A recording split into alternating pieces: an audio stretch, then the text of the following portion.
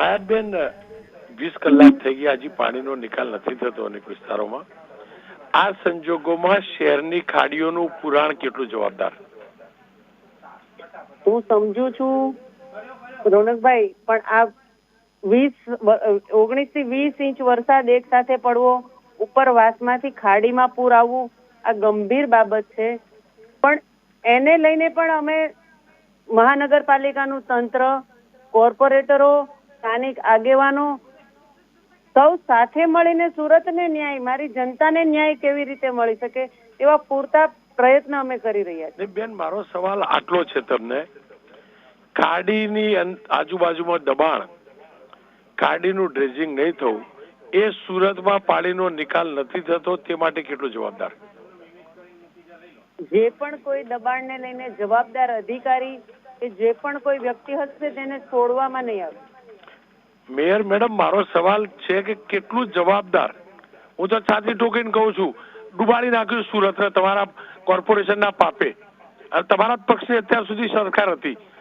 તમામ ખાડીની આજુબાજુમાં દબાણ થયા, બધા લાગતા વળગતાના દબાણ થયા, કોઈએ ડિમોલેશન ના કર્યું, એટલે આ સ્થિતિ છે. હું તમને એ જ પૂછું છું, કેટલું જવાબદાર?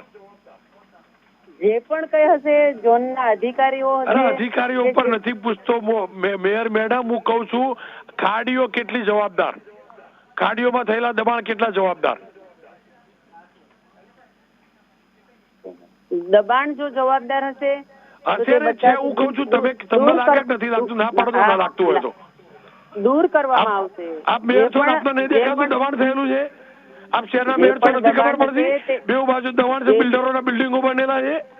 જે પણ દબાણ હશે તે દૂર કરવામાં આવશે. 2 દિવસથી તમે ભગવાનના વાક બતાવો છો, કુદરતે પાણી આપ્યું, કુદરતે પાણી આપ્યું, આખું ડૂબાડ્યું તમે લોકોએ.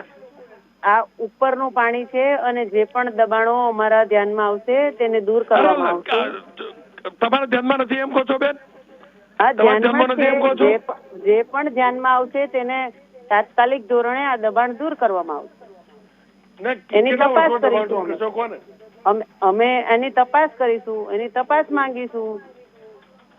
સારું, હું ફરીથી કહું છું બેન, દબાણ અને ઇમ્પેક્ટ ફીના નામે જે બધું રેગ્યુલરાઇઝ કર્યું છે ને, એને ખરેખર જો ઈચ્છા શક્તિ હોય બેન સુરતને બચાવવાની, તો તમારા કાર્યક્રમમાં તોડાવડાવજો, નકર ડૂબશે પાક્કું. આવતા ચોમાસા આ સ્થિતિ હશે બેન. હું તમારી વાતથી 100% સહમત છું. કોઈને પણ ચલાવી લેવામાં નહીં આવે. આપનો ખૂબ ખૂબ આભાર બેન.